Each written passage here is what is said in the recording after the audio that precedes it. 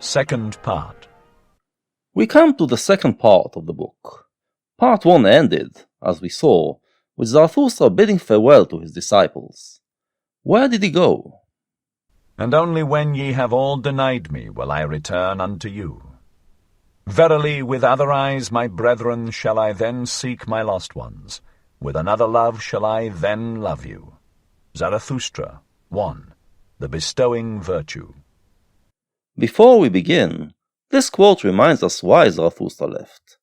He wanted to give his students time and space to develop on their own, to get to the point where they can create their own values. He promised that then he will return to them, and live in a community of free thinkers who challenge each other. Until then, however, he has to get out of their way. 23. The child with the mirror. After this Zarathustra returned again into the mountains to the solitude of his cave, and withdrew himself from men, waiting like a sower who hath scattered his seed. His soul, however, became impatient and full of longing for those whom he loved, because he had still much to give them. For this is hardest of all, to close the open hand out of love, and keep modest as a giver. Thus passed, with the lonesome one, months and years. His wisdom meanwhile increased, and caused him pain by its abundance. We find that Zarathustra returned to his mountain and his cave, where he previously spent 10 years in solitude. There, he could be sure he was out of his students' way. But it isn't easy. In the bestowing virtue, we learned about the highest virtue of all, the virtue of those who spend their lives in explorations and spiritual experimentations, and thus become so full of content that they are driven to share it with others. When you have such a virtue, as Zarathustra does, it is painful not to share the contents of your spirit with others. But he made a vow not to interfere with his students' individual growth, and allow them time to develop on their own, so he restrains himself and remains in his cave. I have to interject here and say that this is why I started this project. I felt like my explorations of Nietzsche's work made me understand him in a way no one else does, and it was painful to me to have this knowledge and not share it with others. Making these videos feels like unloading something that was locked in my brain and drove me crazy, and brings me relief. The same goes for my other projects, so I can relate to what Zarathustra is talking about. One morning, however, he awoke ere the rosy dawn, and having meditated long on his couch, at last spake thus to his heart. Why did I startle in my dream so that I awoke? Did not a child come to me carrying a mirror? O Zarathustra, said the child unto me, look at thyself in the mirror. But when I looked into the mirror I shrieked, and my heart throbbed, for not myself did I see therein, but a devil's grimace and derision. Here is where dreams start to become part of the story. Until now, the book was just discourses given by Zarathustra. The more we go on, a lot will be told through his dreams and visions, and we shall have to interpret them. Here, he has a nightmare in which he looks in the mirror, and sees that he has become the devil. Verily, all too well do I understand the dream's portent and monition. My doctrine is in danger.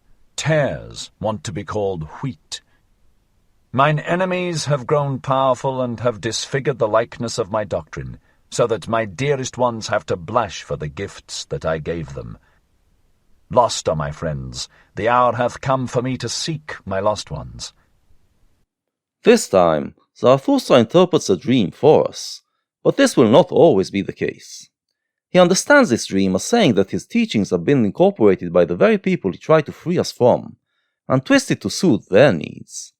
His legacy is in danger of becoming the very thing he was fighting. This is harming his students, because they can no longer proudly hold his ideas. He must therefore return and save them, set things straight so they can walk the path again. This chillingly predicts what was to happen to Nietzsche's philosophy in the 20th century, and unfortunately, he was not around to save it.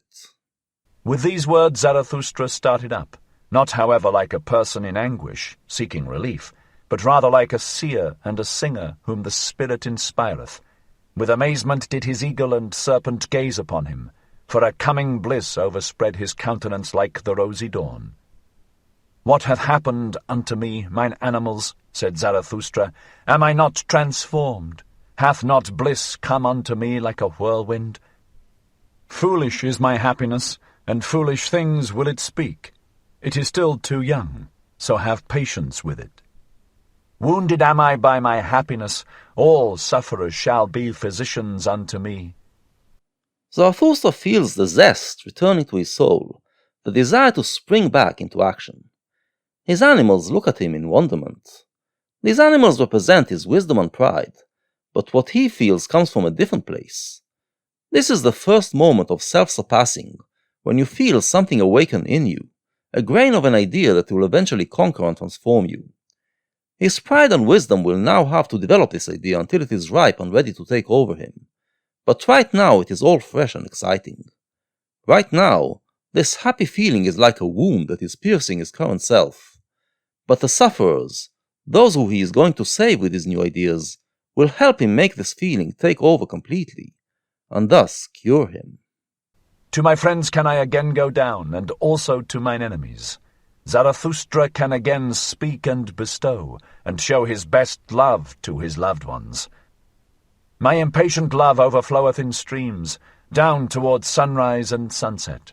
Out of silent mountains and storms of affliction rusheth my soul into the valleys. Too long have I longed and looked into the distance. Too long hath solitude possessed me. Thus have I unlearned to keep silence. Zarathustra has a new reason to go among men, which means that he will finally be able to share his wisdom again. He is thrilled by the notion. The problem is, this means he did not give his students time to mature, like he promised. To the end of the book, none of them will become what he wanted them to be, and he will remain on his own. Utterance have I become altogether, and the brawling of a brook from high rocks. Downward into the valleys will I hurl my speech, and let the stream of my love sweep into unfrequented channels. How should a stream not finally find its way to the sea? Forsooth, there is a lake in me, sequestered and self-sufficing, but the stream of my love beareth this along with it, down to the sea. Zarathustra is happy to be on his own. His soul is full with content and with joy, and it has all it needs. But his love draws him to share it with others, and this is what he will do once again. New paths do I tread, a new speech cometh unto me. Tired have I become, like all creators of the old tongues. No longer will my spirit walk on worn-out souls. Too slowly runneth all speaking for me. Into thy chariot, O storm, do I leap, and even thee will I whip with my spite. The first paragraph is talking about self-surpassing. He feels like his identity has grown old and satiated, that his ideas don't excite him anymore. He wants new ideas that will transform his identity. But the second paragraph adds something more. He has grown tired of expressing himself through speaking. I think he means that prose is no longer sufficient for him. His new ideas will have to be expressed through poetry and visions, although it will take time until we see it happening. This is the opening chapter of part 2, an overture to the entire part, so some of the ideas expressed here will take time to materialize.